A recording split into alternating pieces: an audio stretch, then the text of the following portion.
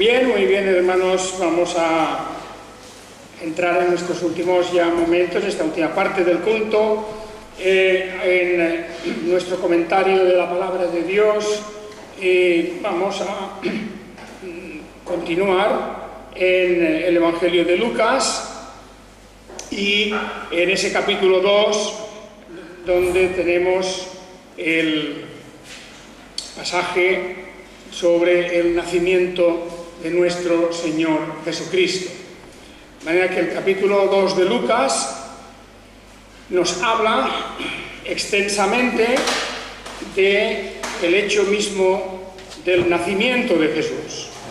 Y claro está que el Evangelio de Lucas se ha de leer también en relación con el Evangelio de Mateo. Mateo también nos da algunos detalles sobre el nacimiento de Jesús. No tanto como Lucas, y es verdad, cada evangelio ya sabemos que tiene un enfoque distinto, pero de todos modos, juntos, el Mateo y Lucas nos dan un panorama bastante bueno, bastante completo de lo que ocurrió en relación con el nacimiento. No nos olvidemos que Lucas fue un instrumento de Dios para darnos noticias de todas estas verdades, pero lo hizo además con un espíritu de investigador, con un espíritu, digamos, de estar dispuesto sobre todo a conocer la verdad y a transmitirla con los detalles máximos que él pudiera. Y por eso pues hemos hablado ya de la forma en que Juan el Bautista, el precursor de Jesús, iba a nacer, la anunciación que se hizo con respecto a Juan el Bautista. Hemos hablado de la anunciación de Jesús y hemos hablado de cómo fue concebido en María, cómo la concepción de Jesús es el punto clave, es el punto fundamental. La concepción de Jesús se describe aquí de una manera que no se hace en ningún otro texto de la Biblia. El detalle de cómo el ángel le comunica a María de qué manera ella iba a quedar en estado, de cómo iba a concebir cuando todavía ni siquiera estaba casada y que eso se iba a producir antes de casarse. Y ya os acordaréis que cuando José se enteró de que María estaba en estado y no sabía de dónde y cómo, pues José intentó incluso dejar a María, intentó separarse, porque aún no se habían unido en matrimonio, estaban en una situación, vamos a decir, de compromiso, una situación de compromiso, pero al mismo tiempo, pues el pasaje que tenemos aquí nos hace ver que la concepción, la forma en que el Señor Jesucristo fue verdaderamente, vamos a decir, concebido en el seno de María, es algo que podemos comprender y podemos aceptar desde el punto de vista de la fe. Sí, porque lo que nos dice aquí el texto de cómo Jesús fue concebido en el seno de María, pues es algo que verdaderamente importa y que nos interesa que lo creamos y que lo conozcamos y que podamos defender esa verdad de cómo Jesús fue concebido en el seno de María. Y nos lo dice de una manera muy sencilla, porque el ángel habla diciéndole a María en el versículo 35, estamos volviendo un poquito atrás en el capítulo 1, 35, le había dicho: el Espíritu Santo vendrá sobre ti y el poder del Altísimo te hará sombra, por lo cual también lo nacido será llamado Santo Hijo de Dios. Este texto es fundamental, a veces no se le da toda la trascendencia que tiene, pero es que es un texto clave para comprender algo que no se puede comprender solamente por la razón o por la biología o por las ciencias, porque aquí hay un hecho distinto, un hecho diferente, no tiene nada que ver ni con la biología, ni con nada de lo que conocemos nosotros, porque dice simplemente que el Espíritu Santo, dice, vendrá sobre ti, el ángel le dice a María, el Espíritu Santo vendrá sobre ti y el poder del Altísimo te hará sombra. Y eso significa que quedarás en estado. Pero eso viene por el poder del Altísimo. No fue una concepción normal, sino que lo divino se va a unir sin confundirse, sin mezclarse, pero se va a unir, va a estar junto con lo humano. Lo divino y lo humano juntos en una sola persona, que es la persona de Jesús.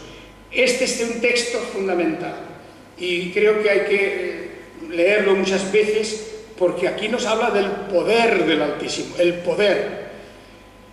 De la misma manera que cuando la Biblia nos dice que los cielos y la tierra, el universo, fueron hechos por el poder de la palabra de Dios, el poder de Dios, aquel que puede hacer todo aquello que Él quiere hacer, que no tiene límites en cuanto a que su voluntad siempre tiene el recurso necesario para cumplirse. Nunca Dios se puede quedar corto de querer hacer una cosa pero no poderla hacer. Eso nunca. A nosotros sí, a nosotros nos pasa eso. A nosotros eso es lo normal y muchas veces me temo yo que a veces se piensa en Dios o se juzga en Dios, se juzga a Dios como si fuera un ser humano más, como por nuestro patrón o nuestro nivel, y Dios es supremo, todopoderoso, Él es el Altísimo, Él es el que no necesita explicar cómo hace las cosas, porque basta que Él quiera hacerlas para que realmente se cumplan. Y ese texto, por lo tanto, acordaos de Lucas 1:35 como texto fundamental, porque con una sola palabra nos aclara totalmente. Claro, por la fe. Sin fe es imposible. Es evidente. Si no se mezcla fe a esto, pues nada, porque aquí no tenemos una explicación racionalista o científica. Simplemente es una cuestión que la creemos o no la creemos, como que Dios existe. Pues si existe, ahí tenemos que el poder del Altísimo te hará sombra y lo nacido de ti será llamado Santo, Hijo de Dios. ¿Por qué? Porque tiene la naturaleza de Dios, es Dios en cuanto a naturaleza. Bien, esa es la cuestión en la que tenemos, digamos, concentrado ese texto. Y luego viene todo el texto, el resto que habíamos considerado ya en domingos pasados, antes de este pequeño paréntesis que hemos hecho. Y en el capítulo 2 de Lucas ya se habla del momento del nacimiento, ¿verdad? Y aunque estamos en el mes de agosto, hemos de hablar del nacimiento de Jesús, porque eso no tiene nada que ver con el mes de diciembre ni con el 25 de diciembre. Estamos hablando del nacimiento de Jesús porque el texto nos lleva a considerar todas las circunstancias, de las que ya habíamos dicho que providencialmente, como que los profetas habían hablado de la ciudad, el pueblo de Belén, como el lugar donde iba a nacer el Mesías, como ya estaba designado el sitio donde iba a nacer, pues se tenían que mover ciertas cosas y tenían que ocurrir varias cuestiones para que verdaderamente se pudiera cumplir este hecho. El hecho de que el Señor iba a nacer en Belén, aunque en aquel momento se encontraban lejos. Estaban en Galilea, estaban en la ciudad de Nazaret. Es decir, tanto María como José, María ya muy avanzada para dar a luz, y desde la ciudad de Nazaret tuvieron que viajar lentamente, a pie, seguramente con ayuda de un asno, de alguna caballería, y pues allí bajaron poco a poco desde Galilea hacia Judea, a una ciudad, la ciudad donde había nacido el rey David, la ciudad de Belén, porque ellos también eran de la casa y la familia de David, eran descendientes lejanos del rey David, eran de la misma tribu, de las mismas familias, y ahí fueron porque había un decreto del emperador Augusto para que se inscribieran, un censo, y cada uno tenía que ir a su lugar de nacimiento y allí inscribirse, y luego todos los datos de ese censo se enviarían a Roma, y el César, Augusto César, pues conocería cuánta gente había, cuántos años tenían, qué capacidades tenían, etcétera, toda una serie de datos que normalmente era para aumentar los impuestos. Así que fueron todos a registrarse, y ocurrió en aquel momento que llegó cuando María tuvo que dar a luz. Y efectivamente, dice que aconteció que mientras ellos estaban allí, se le cumplieron los días de dar a luz. Y dio a luz a su hijo primogénito, y lo envolvió en pañales y lo recostó en un pesebre, porque no había sitio para ellos en la posada. Ese es el dato que tenemos sobre el nacimiento de Jesús. Un primer dato, una primera pincelada verdaderamente emocionante, cuando pensamos en el Rey de Reyes, en el Señor de Señores, que al tomar naturaleza humana, como dice la carta a los Filipenses, se humilló, el apóstol Pablo lo dice en Filipenses, se humilló, y se humilló hasta lo sumo, porque se hizo menor que los ángeles, tomó naturaleza humana, y encima de eso eligió esta ciudad, este pueblecito de Belén, y nació allí en un pesebre, en un establo, allá seguramente un anexo a alguna casa, tal vez alguna posada misma, pero en la posada misma no había lugar, y los pusieron en el establo que tenía muchas casas, junto a la casa misma tenían su establo para los animales. Y efectivamente allí fue a nacer el Señor Jesús. Y este es un hecho que se nos cuenta, se lo relata, pues para insistir y hacernos ver mejor lo que significa el que el Rey de Reyes se humille hasta este punto. Y es una lección para todos nosotros, porque a nosotros nos cuesta mucho aceptar que si tenemos una determinada categoría, no nos gusta estar en una situación inferior a esa categoría. Eso es una especie de cosa bastante natural y normal. No se acepta fácilmente el bajar de categoría, y menos aún en una situación en la que la diferencia es tan enorme, porque no es que Jesús fuese a otra posada inferior, no es que Jesús tuviera que ir a una casa particular, es decir, María, ¿verdad?, que tuvieran que ir a una casa particular o a otro lugar, no, fueron a parar a un establo, y allí en el establo había un pesebre, es decir, un lugar donde se pone el forraje y la paja, y allí fue depositado cuando se produce el nacimiento.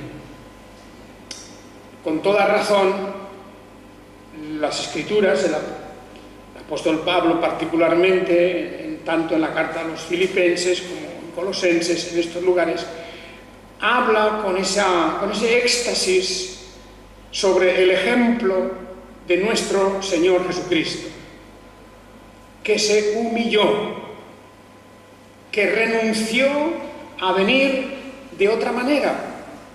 Pues esto está todo preparado y dispuesto providencialmente por Dios, el Padre, para que en el nacimiento del Mesías concurran todas las señales y todos los detalles posibles para reforzar que Él venía a servir, que Él no venía a darse simplemente pues como un paseo por la tierra y considerar a la gente como sus iguales o simplemente para ordenar a los demás lo que tenían que hacer. No, Él vino a servir, no vino a ser servido. Eso lo dice una y otra vez. Lo dice una y otra vez. Las Escrituras nos lo remarcan. Ya desde el profeta Isaías. Ya desde el profeta Isaías nos hace ver que en la persona de Jesús no íbamos a ver a una estrella como las de ahora, ¿verdad? Alguien que venía fulgurante a arrasar por todas partes, a llamar la atención y a recibir el homenaje de todos. No es así. Jesús vino de la forma más humilde, sencilla y casi diríamos al final de la fila, el último, porque no habían muchos que hubieran nacido en aquellas circunstancias, ciertamente no habían. Todos habían los nacimientos, lo mismo de la gente en alta categoría como en otras categorías, todos preparaban los nacimientos y podemos imaginar que en entonces como ahora todo estaba previsto para el día del nacimiento de la criatura. Pero José y María habían estado de viaje, habían llegado a última hora a Belén y allí no había lugar para ellos. Había acudido mucha gente que tenía que hacer el censo también, tenía que censarse, empadronarse. Bueno, pues toda esta historia que se cuenta muchas veces en la época de Navidad, ¿verdad? Ya sabemos que sin razón, pero bien, se cuenta en la época de Navidad y nosotros la contamos hoy. En este día 16 de agosto hablamos de la natividad del Señor porque el texto de Lucas nos lleva a hablar del nacimiento, que no es una cosa para recordar una vez al año, no es una cosa estacional. El nacimiento de Jesús es la cosa más extraordinaria y maravillosa que hay en toda la historia de la humanidad. No hay otra cosa mayor, más grande, que Dios, en la persona de Jesús, habita entre nosotros, Dios con nosotros, Dios entre nosotros. Y eso es algo verdaderamente maravilloso, algo extraordinario. Fijaos que el apóstol Pablo, en esa gran carta a los filipenses, habla de cómo nosotros tenemos que andar en humildad, en sencillez, en concordia, unanimidad, todos estos sentimientos de paz y sentimientos, digamos, de altruismo y de darnos a los demás. Pues eso lo habla el apóstol Pablo y dice: considerad entre vosotros lo que hubo también en Jesús el Cristo, el cual, existiendo en forma de Dios, no quiso por usurpación ser igual a Dios, sino que se despojó, asimismo tomando forma de siervo, hecho semejante a los hombres, y hallándose en la condición de hombre, se humilló a sí mismo al hacerse obediente hasta la muerte y muerte de cruz. Esto es lo que nos está diciendo el apóstol. Y también recordamos el texto en la carta a los Hebreos, cuando se nos dice de qué manera Dios nos ha hablado a lo largo de los tiempos. Pues Dios a lo largo de los tiempos nos ha hablado muchas veces, de muchas maneras, a través de los profetas, pero ahora en estos últimos tiempos nos ha hablado a nosotros por el Hijo. el Hijo, a quien constituyó heredero de todas las cosas y por el cual hizo el universo. Ya hemos explicado que la palabra Hijo, y por eso fue llamado Hijo de Dios, refiere a la identidad de naturalezas. Es Hijo de Dios porque tiene la naturaleza de Dios, esa es la cuestión. Y eso es lo que Él muestra a lo largo de su ministerio y de su vida, mostrando una y otra vez su carácter divino, sobrenatural, en su poder, en su sabiduría, en su amor, en su capacidad de discernimiento, en todas las cosas, por encima de un hombre normal o corriente, pero solamente reflejando su divinidad. Bien, ahí tenemos pues estos detalles, y de ello en los últimos minutos de esta mañana, de esta explicación, podríamos hablar del siguiente pasaje de capítulo 2, versículo 8, porque se fija el texto de Lucas en un detalle que es importante y que es de la participación de unos ángeles, en el momento del nacimiento de Jesús. Y también esto es interesante que lo comparemos con el Evangelio de Mateo, porque en el Evangelio de Mateo, al hablar del nacimiento de Jesús, aunque no se habla de los ángeles, se habla, sin embargo, de aquellos hombres sabios, aquellos que llaman los reyes magos, que no eran reyes, no eran magos, eran hombres de ciencia, eran astrónomos, eran hombres que observaban los cielos y veían y estudiaban la órbita celeste. Pues estos hombres también acudieron en el momento del nacimiento. O sea que Mateo nos cuenta todo el fenómeno de la aparición de una estrella y nos muestra cómo desde tierras lejanas de Oriente habían 3 astrónomos, 3 hombres de ciencia, habían emprendido el camino hacia el rumbo que les indicaba el movimiento de la estrella y fueron a parar a Belén. Entendieron que aquello era algo sobrenatural y que tenían que ir a ver qué ocurría. Bien, pues ese es un momento muy importante, ¿verdad?, sobre la visita de estos magos, llamados, que en realidad, como hemos dicho, no son prácticamente magos, sino astrónomos, como decía hace un momento. Bien, pero además está también los ángeles. Unos pastores que estaban en el campo abierto guardando por turnos la vigilia de la noche sobre sus rebaños. Fijaos que esto quiere decir que Jesús debió de nacer en una época más bien de calor, más bien, digamos, en que las temperaturas no eran muy bajas, porque en la zona de Belén, muy cerca de Jerusalén y Belén están, con respecto al nivel del mar, están bastante altos, y en esa zona, de noche, a campo abierto, hace un frío enorme, en invierno más aún, es que muchas veces nieva.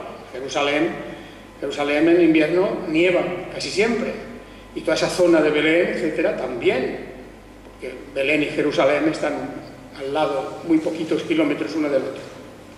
Pero los pastores en ese momento estaban a campo abierto, guardando por turnos la vigilia de la noche sobre los rebaños. De manera que sería, pues, desde el mes de abril para adelante, en la época en que se estaban produciendo todos estos acontecimientos. Pero esos pastores reciben de repente una visita. Un ángel del Señor, un ángel significa un emisario, un mensajero del Señor, y esto hemos de pensar en un mensajero sobrenatural, un espíritu, como tantas veces ocurre en las Escrituras, que con forma humana, con apariencia humana, se presenta ante ellos. Y cuando estos reaccionan con temor, porque fueron rodeados de un gran resplandor, dice, tuvieron gran temor, pero el ángel les dijo, no temáis, pues aquí yo os doy buenas nuevas de gran gozo que será para todo el pueblo. Hoy os nació en la ciudad de David un Salvador, que es el Mesías, el Señor. Fijaos en esta identificación que hace el ángel. En primer lugar, Salvador. Eso ya va implícito en el nombre de Jesús, que es eso, ¿verdad? Pero el ángel lo identifica como el Salvador. Yo en estos últimos días he leído mucho el libro de Isaías. Estamos haciendo esta revisión ahora del texto y me he parado mucho en Isaías. ¿Cuántas veces el Señor Dios Todopoderoso, el Altísimo, dice yo soy tu Salvador? Cantidad de veces, docenas de veces seguramente, si uno se para a contarlas. No hay otro Salvador, en ninguna manera. Dios, el Altísimo, Yahvé, cuyo es nombre propio del Dios verdadero. Dioses hay muchos en la mente de las personas, dioses hay muchos en los ídolos y estatuas, y a todo eso se le llama dioses. Pero Dios verdadero es uno que tiene nombre propio, y por eso Dios se da a sí mismo un nombre, se identifica con un nombre particular para que no lo confundamos con ningún otro Dios, porque no hay otro verdaderamente. Pero Dios dice, mi nombre es Yahvé, soy el que soy. Es esto, ese es mi nombre. Y yo soy vuestro Salvador, no hay otro Salvador fuera de mí. Ninguno. Por lo tanto, hoy en la ciudad de David ha nacido un Salvador, el que es vuestro Mesías y vuestro Señor. Alguien podría decir, dice un Salvador, o sea que hay muchos Salvadores. No, no quiere decir eso. Quiere decir, ha nacido uno que por su oficio y función es Salvador, como también es Mesías, ungido de Dios, y sobre todo es el Señor. No un Señor tampoco, sino el Señor. Este os ha nacido en la ciudad de David, en Belén, y lo encontraréis envuelto en unos pañales, acostado en un pesebre. Y luego, cuando estaba hablando el ángel, de repente apareció otra multitud, una multitud del ejército celestial. O sea, más que de un ejército, no se trata de militares, sino que se trata de una multitud enorme de seres celestiales que alababan a Dios y decían, gloria a Dios en las alturas y en la tierra paz entre los hombres de su elección. Eso es una buena traducción también, diferente de otros textos, de otras versiones. Gloria a Dios en las alturas. ¿Os acordáis del nombre de Dios? Yahvé Sebaot, Dios de los ejércitos, el Señor de los ejércitos, de las multitudes, porque son multitudes sus servidores en los cielos. Y Él los tiene allí a su orden, a su disposición, a su servicio. Bueno, pues ahí, con todo esto, se genera entre los pastores, con eso terminamos hoy, como dice, los ángeles cantaron estas cosas, dijeron estas cosas, y entonces los ángeles, cuando se apartaron de ellos al cielo, aparecen y marchan a las alturas. Los pastores decían unos a otros, vayamos ahora a Belén y veamos esto que ha sucedido, que el Señor nos manifestó. Y apresurándose fueron y hallaron juntos a María y a José y al niño acostado en el pesebre. Y después de verlo, manifestaron lo que les fue dicho acerca del niño, todo lo que les habían dicho los ángeles. Y todos los que lo oyeron se maravillaron de las cosas dichas por los pastores. Y María guardaba todas estas palabras, meditándolas en su corazón. Entonces dice, y los pastores regresaron glorificando y alabando a Dios por todo lo que habían oído y visto, tal como les había sido dicho. Pues esta es la escena, la impresión que nos da aquí el evangelista para que veamos quién recibió a Jesús, al Rey de Reyes, en su venida a este mundo.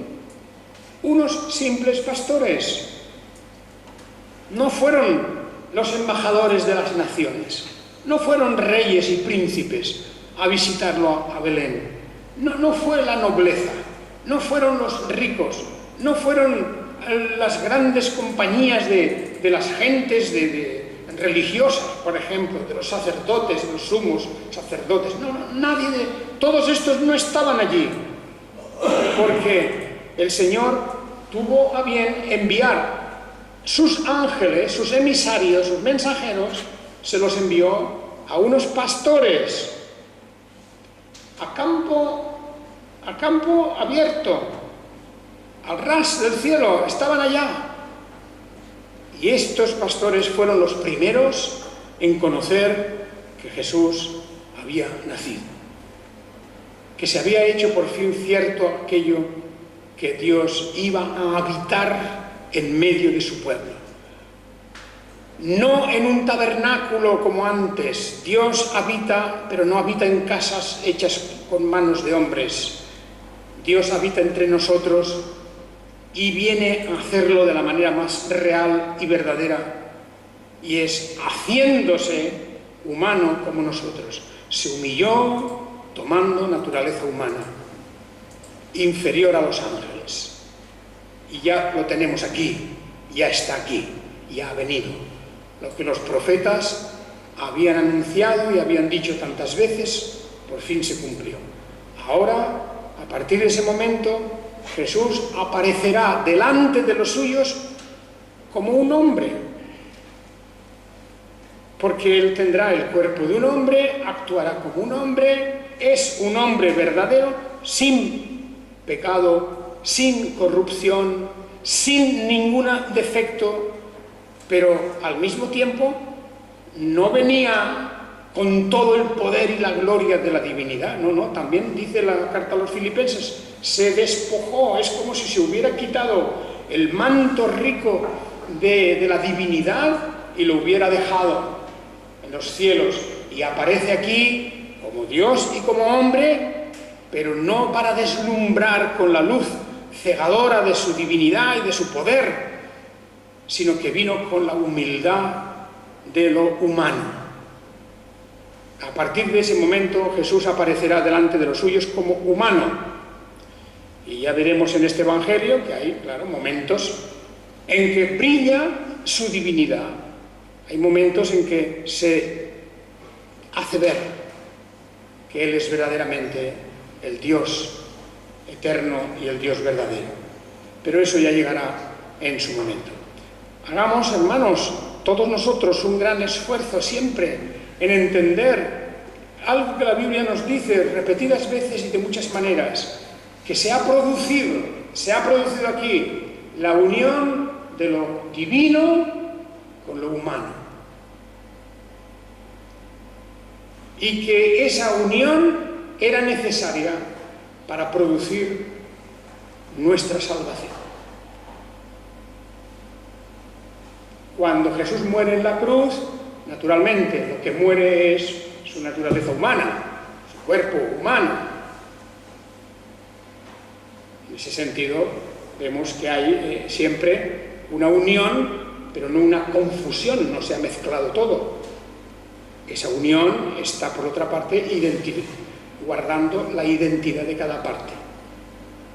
Y así, en la palabra de Dios, se nos habla de Jesús unas veces como hombre, unas veces como Dios, unas veces como las dos cosas. Porque ese es el gran misterio de la piedad, que Dios se ha hecho humano. Que el Señor os bendiga. Amén.